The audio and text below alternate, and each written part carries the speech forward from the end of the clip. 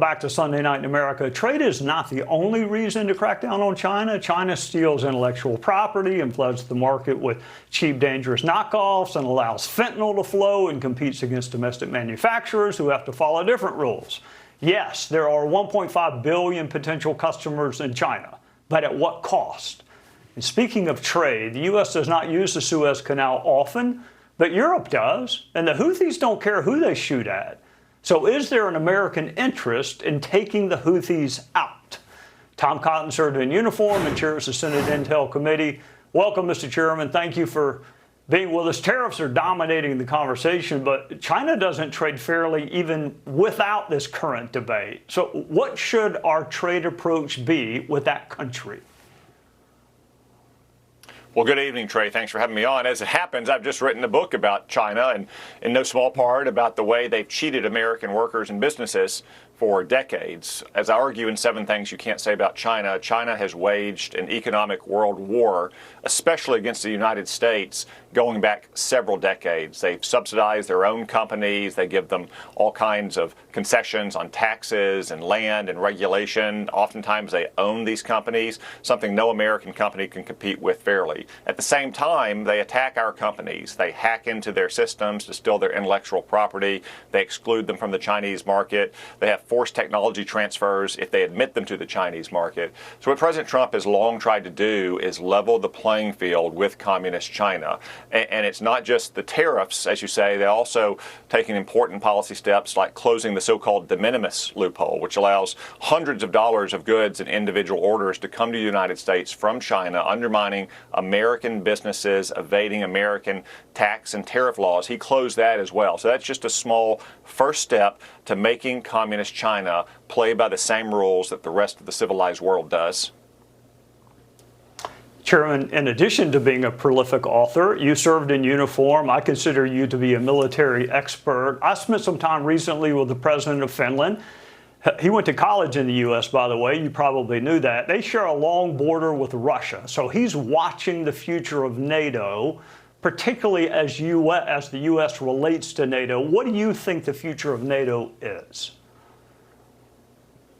Well, I think the future of NATO is strong, especially if our European partners will begin to step up and pull their share of the load again. You have some serious countries like Finland, a new entrant to NATO, who has long taken its responsibility for our common defense seriously because of the threat that Russia poses to it, or Poland or the Baltic nations, for instance. We need all European nations to step up, to spend more on their military so they can do more to provide for our common defense.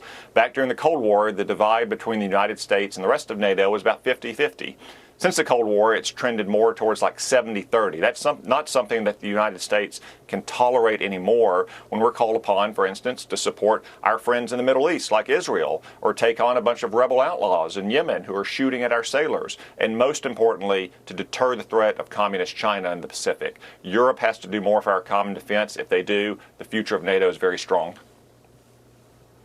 All right, I'm going to pick up there, Chairman. There was talk recently about, I think the phrase was bailing Europe out. I don't consider World War I or World War II to be bailing Europe out so much as protecting Western values. The Houthis are enemies of the U.S., not just Europe. Do you think we were right to strike them regardless of how much we may use the Suez Canal? Oh, no question, Trey. I think the president was totally right. And this is long overdue. As I argued throughout the last 15 months of the Biden administration, since the October 7th attacks against Israel, we let our sailors sit on the Red Sea like sitting ducks. These outlaw rebels in Yemen have shot at us dozens and dozens of times. I think our policy should be pretty simple. If you hit us, we're going to hit you back many times harder. But Joe Biden never did that. Donald Trump has done it. He's begun to teach these rebels a lesson. They are a cat's paw of Iran, and there's indications now that Iran is beginning to pull back its support for Yemen as well. So I think it's a long overdue action. I commend President Trump for taking it. We need to make sure we finish the job against these rebels. As he said very clearly, if you stop shooting at us, we'll stop shooting at you. But if you keep shooting at us, we'll hit back many times harder. All right, before I let you go, and I've only got a couple of seconds, but you are a military intelligence expert. Other than Little League Baseball with your sons, What keeps you up at night? What's an issue that we're not thinking about that the chairman of Senate Intel is? Well, I think there's a lot of talk in the news about Iran's nuclear program, but I think it's a little too cramped. What really worries me about Iran's nuclear program is that it's married up to a missile program.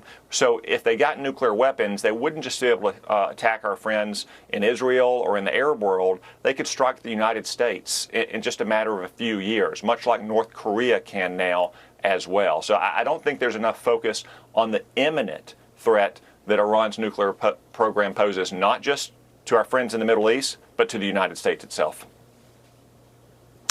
Chairman Tom Cotton, always love having you on. You are a wealth of information. Thank you for your service to our country.